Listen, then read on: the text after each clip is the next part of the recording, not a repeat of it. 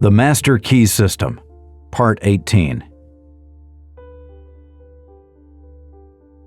In order to grow, we must obtain what is necessary for our growth. This is brought about through the law of attraction. This principle is the sole means by which the individual is differentiated from the universal. Think for a moment. What would a man be if he were not a husband, father, or brother? If he were not interested in the social, economical, political, or religious world? He would be nothing but an abstract theoretical ego. He exists, therefore, only in his relation to the whole, in his relation to other men, in his relation to society. This relation constitutes his environment, and in no other way. It is evident, therefore, that the individual is simply the differentiation of the one universal mind which lighteth every man that cometh into the world, and his so-called individuality or personality consists of nothing but the manner in which he relates with the whole. This we call his environment, and is brought about by the law of attraction. Part 18, which follows, has something more to say concerning this important law. There is a change in the thought of the world. This change is silently transpiring in our midst, and is more important than any which the world has undergone since the downfall of paganism. This present revolution in the opinions of all classes of men, the highest and most cultured of men, as well as those of the laboring class, stands unparalleled in the history of the world. Science has of late made such vast discoveries, has revealed such an affinity for resources, has unveiled such enormous possibilities and such unsuspected forces, that scientific men more and more hesitate to affirm certain theories as established and beyond doubt, or to deny other theories as absurd or impossible. A new civilization is being born. Customs, creeds, and precedent are passing. Vision, faith, and service are taking their place. The fetters of tradition are being melted off from humanity, and as the impurities of materialism are being consumed, thought is being liberated, and truth is rising full-robed before an astonished multitude. The whole world is on the eve of a new consciousness, a new power, and a new realization within the self. Physical science has resolved matter into molecules, molecules into atoms, atoms into energy, and it has remained for Mr. J.A. Fleming, in an address before the Royal Institution, to resolve this energy into mind. He says, "In its ultimate essence, energy may be incomprehensible by us except as an exhibition of the direct operation of that which we call mind or will. And this mind is the indwelling and ultimate. It is immanent in matter as in spirit. It is the sustaining, energizing, all-pervading spirit of the universe." Every living thing must be sustained by this omnipotent intelligence, and we find the difference in individual lives to be largely measured by the degree of this intelligence which they manifest.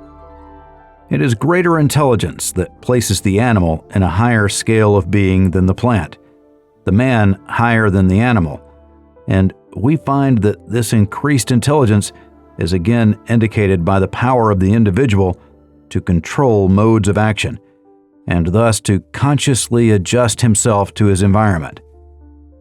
It is this adjustment that occupies the attention of the greatest minds, and this adjustment consists in nothing else than the recognition of an existing order in the universal mind.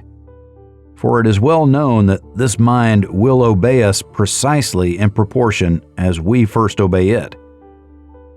It is the recognition of natural laws that has enabled us to annihilate time and space, to soar in the air, and to make iron float.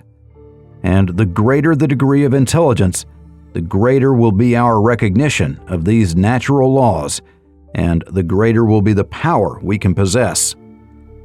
It is the recognition of the self as an individualization of this universal intelligence that enables the individual to control those forms of intelligence which have not yet reached this level of self-recognition. They do not know that this universal intelligence permeates all things ready to be called into action. They do not know that it is responsive to every demand, and they are therefore in bondage to the law of their own being.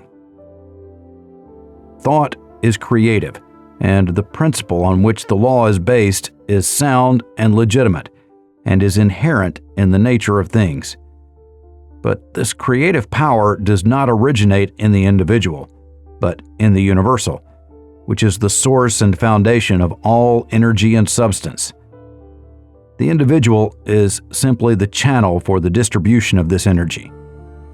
The individual is simply the means by which the universal produces the various combinations which result in the formation of phenomena, which depends upon the law of vibration, whereby various rates of rapidity of motion in the primary substance form new substances, only in certain exact numerical ratios. Thought is the invisible link by which the individual comes into communication with the universal, the finite with the infinite, the seen with the unseen. Thought is the magic by which the human is transformed into a being who thinks and knows and feels and acts. As the proper apparatus has enabled the eye to discover worlds without number millions of miles away, so, with the proper understanding, man has been enabled to communicate with the universal mind, the source of all power. The understanding which is usually developed is about as valuable as a VCR without a videotape. In fact, it is usually nothing more than a belief, which means nothing at all. The savages of the Cannibal Islands believe something, but that proves nothing. The only belief which is of any value to anyone is a belief that has been put to a test and demonstrated to be a fact. It is then no longer a belief, but has become a living faith or truth. This truth has been put to the test by hundreds of thousands of people and has been found to be the truth exactly in proportion to the usefulness of the apparatus which they used. A man would not expect to locate stars hundreds of millions of miles away without a sufficiently strong telescope. And for this reason, science is continually engaged in building larger and more powerful telescopes, and is continually rewarded by additional knowledge of the heavenly bodies. So with understanding, men are continually making progress in the methods which they use to come into communication with the universal mind and its infinite possibilities. The universal mind manifests itself in the objective through the principle of attraction that each atom has for every other atom in infinite degrees of intensity. It is by this principle of combining and attracting that things are brought together. This principle is of universal application and is the sole means whereby the purpose of existence is carried into effect. The expression of growth is met in a most beautiful manner through the instrumentality of this universal principle. In order to grow, we must obtain what is essential for our growth. But as we are at all times a complete thought entity, this completeness makes it possible for us to receive only as we give. Growth is therefore conditioned on reciprocal action, and we find that on the mental plane, like attracts like, that mental vibrations respond only to the extent of their vibratory harmony. It is clear, therefore, that thoughts of abundance will respond only to similar thoughts. The wealth of the individual is seen to be what he inherently is. Affluence within is found to be the secret of attraction for affluence without. The ability to produce is found to be the real source of wealth of the individual. It is for this reason that he who has his heart in his work is certain to meet with unbounded success. He will give and continually give, and the more he gives, the more he will receive. What do the great financiers of Wall Street, the captains of industry, the statesmen, the great corporation attorneys, the inventors, the physicians, the authors, what do each of these contribute to the sum of human happiness but the power of their thought? Thought is the energy by which the law of attraction is brought into operation, which eventually manifests in abundance. The universal mind is static mind or substance in equilibrium. It is differentiated into form by our power to think. Thought is the dynamic phase of mind. Power depends upon consciousness of power. Unless we use it, we shall lose it, and unless we are conscious of it, we cannot use it. The use of this power depends upon attention. The degree of attention determines our capacity for the acquirement of knowledge, which is another name for power. Attention has been held to be the distinguishing mark of genius. The cultivation of attention depends upon practice. The incentive of attention is interest. The greater the interest, the greater the attention. The greater the attention, the greater the interest, action, and reaction. Begin by paying attention. Before long, you will have aroused interest. This interest will attract more attention, and this attention will produce more interest, and so on. This practice will enable you to cultivate the power of attention. This week, concentrate upon your power to create. Seek insight, perception. Try to find a logical basis for the faith which is in you. Let the thought dwell on the fact that the physical man lives and moves and has his being in the sustainer of all organic life air, that he must breathe to live.